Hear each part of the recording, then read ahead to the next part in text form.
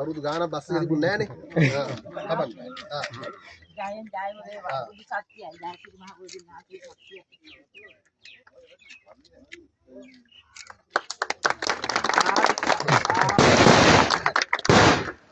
අජි මාන්සිච්චයි. හරි එන්න අයියා. ගජ යනවද? උඩ යනවද? ළඟට පොඩ්ඩක් ගිහින් වරයි. නෑ නාරංග වලට පොඩ්ඩක් ගිහින්.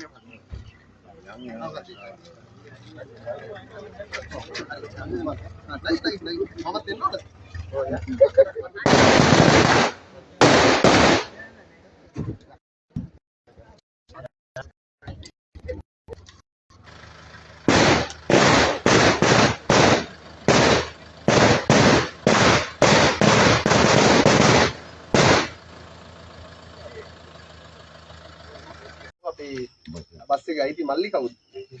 කො එන්න මොකද අද දුරකථනයේ කතා කරන අද තමයි දකින්නේ. හරි ඔන්න අපිනේ. ඔව් ඒ නිසා ඒකත් පොඩි දෙයක්. අර മന്ത്രിලා අමිදලා පස්සේ ගිහිල්ලානේ. පර්මිට් ඉල්ලපු කාලේ ඔන්න අපි අවසන් කරලා තියෙනවා. ඉතින් ඊටාම සතුටුයි මෙතුමා කිව්වා පුළුවන් විදිහට ඉස්සරහත් ජනතාවට සේවය කරා කියලා. ඉල්ලීමක් කරා. පුළුවන් නම් අපිට පර්මිට් එකක් අරන් දෙන්න මාර්ගස්ත මගී ප්‍රවාහන අධිකාරියත් එක්ක කතා කරලා කියලා. මාර්ගස්ත මගී ප්‍රවාහන අධිකාරියත් ඊටාම හොඳින් නැත්නම් ඊටාම කාර්යක්ෂම මේ වැඩේට උනන්දුවෙන් වැඩ අපිට උදව් කරා. මම හිතනවා සමහර තැනක් දැන් ඔන්න අපි ඊයේ ගිහිල්ලා හඳුන්ගමුවේ පාරක් හදන්න වැඩේ පටන් ගත්තා අවුරුදු 68කින් තමයි මේ වැඩේ පටන් ගත්තේ කියලා අම්මලා කිව්වා. අවුරුදු 68කින්. මම හිතනවා ඇහැලගස් තන්නේට 68ක් 70ක් නෙමෙයි පළවෙනි වතාවටනේ දෙන්න බස් එක. රයිට්. එහෙනම් ඇහැලගස් තන්න ගමේ ජීවිත කාලේ හම්බෙන ඔන්න පළවෙනිම බස් රථය හැමෝගෙම උදව් වෙයි. අපේ ගරු සභාපතිතුමා මං හිතන්නේ මාර්ගය සම්බන්ධයෙන් අවසර ඉල්ලලා තිබ්බා. එතුමා වෙනම ඇවිල්ලා මේ පරීක්ෂණයක් කරලා ඒ අවසරය ලබා දීලා තිබ්බා. ඒ නිසා අපිට පුළුවන්කම ලැබුණා සීළු දෙනාගේ හයියෙන් ප්‍රථම වතාවට ඇහැලගස්තන්නේ ඉඳලා රත්තුරු ප්‍රදේශයට මාතලේට ඔන්න බස් එකක් දාන්න. ඒකට මූලික වෙලා ඉදිරිපත් වෙච්ච අපේ බස් රථ හිමි මේ අපේ මහත්මයාටත් මාර්ගස්ත ප්‍රවාහන අධිකාරියද මහත්තුරු මෙතන කවුරුත් නැහැ. නැතත් එයාලත් බෙහෙන් ස්තුතිවන්ත වෙනවා මේ කාර්යක්ෂම ඉදිරිපත් කරාටත්.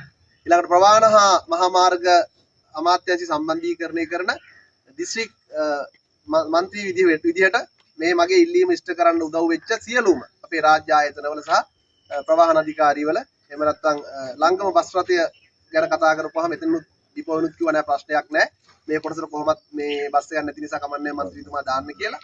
මේක තව ප්‍රයිවට් බස් එකක් යනවා මං හිතන්නේ නිශාන්ත වගේ නමද. ඔව්. එතුමාට කතා කරා එතුමාත් කමන්නේ මන්ත්‍රීතුමා මේ කොටසට බස් එකක් නෑ. ඒ නිසා හැමෝගෙම උදව්ව මේකට ලැබුණා. ඉතින් අපි මේ සියලු පාර්ශ්වයන්ට ස්තුතිවන්ත වෙමු.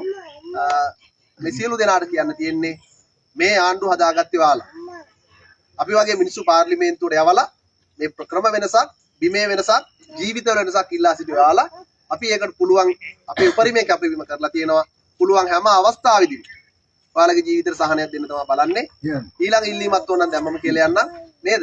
පාර පොඩ්ඩක් ලොකු කරලා කාපට් කරලා දෙන්න කියලා හැම වෙලේම කියනවා. අපි ගමේ කට්ටියත් එක්ක එකතුලා පොඩ්ඩක් සාකච්ඡා කරලා මේ ඉඩම් අත්පත් කර ගැනීම ගැන පොඩ්ඩක් බලලා අපි ඊළඟ පියවරට යන්.